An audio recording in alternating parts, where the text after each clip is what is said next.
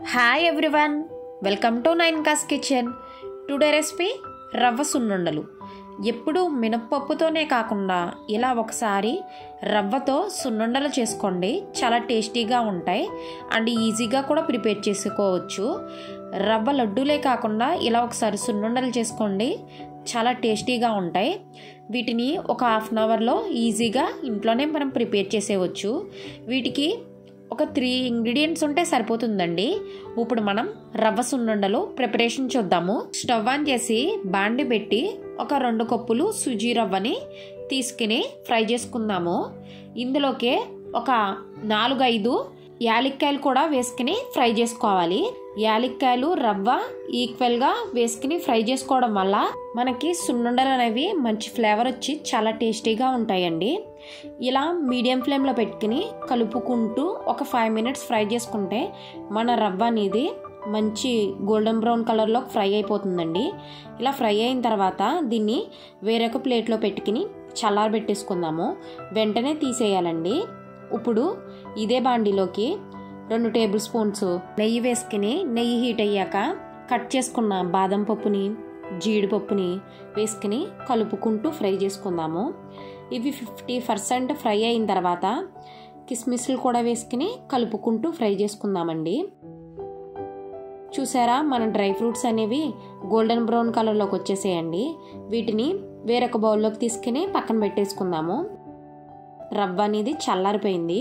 దీన్ని మిక్సీ జార్లోకి వేసుకుని మెత్తగా గ్రైండ్ చేసుకుందాము. బాగా మెత్తగా చేసుకోవాలండి, అప్పుడే సున్నుండలు అనేవి బాగుంటాయి, టేస్టీగా ఉంటాయి. ఇలా మెత్తగా చేసుకున్న తర్వాత ఒక మిక్సింగ్ బౌల్లోకి తీసుకుని వేసేసుకుందాము.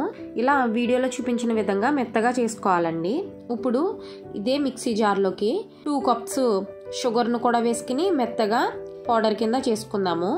మనం 2 కప్పులు సూజీ రవ్వ తీసుకున్నాం కాబట్టి 2 కప్పులు షుగర్ని పౌడర్ లాగా చేసుకోవాలి. ఈక్వల్ క్వాంటిటీలో తీసుకోవాలండి రెండును.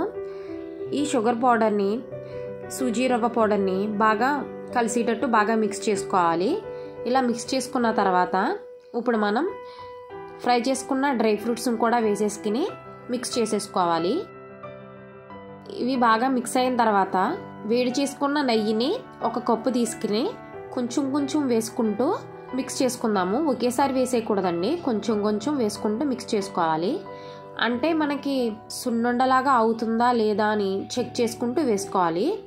మీరు నెయ్యి ఎక్కువ తినే వాళ్ళు అయితే ఇంకో కొంచెం కూడా వేసుకోవచ్చు. నేను కొంచెం తక్కువగానే వేసాను, 1 కప్పు కన్నా కొంచెం తక్కువగా వేసాను, సరిపోతుంది. ఇలా మిక్స్ చేసుకున్న తర్వాత దీన్ని సున్నుండలాగా లడ్డూలాగా ప్రిపేర్ చేసుకుందాము. ఇలా 2 చేతులతోని సున్నుండల్ని ప్రిపేర్ చేసేసుకుందామండి. ఇదే విధంగా పిండి మొత్తాన్ని సున్నుండల్లాగా ప్రిపేర్ చేసేసుకుంటే ఒక బాక్స్లో పెట్టుకుంటే ఒక 10 to 15 డేస్ నిల్వ ఉంటుందండి. అంతేనండి, ఈజీగా రవ్వ సున్నుండలు ప్రిపేర్ చేసేవచ్చు. ఈ వీడియో కనుక మీకు నచ్చినట్లయితే లైక్ చేయండి, షేర్ చేయండి, సబ్స్క్రైబ్ చేయండి. Thank you for watching.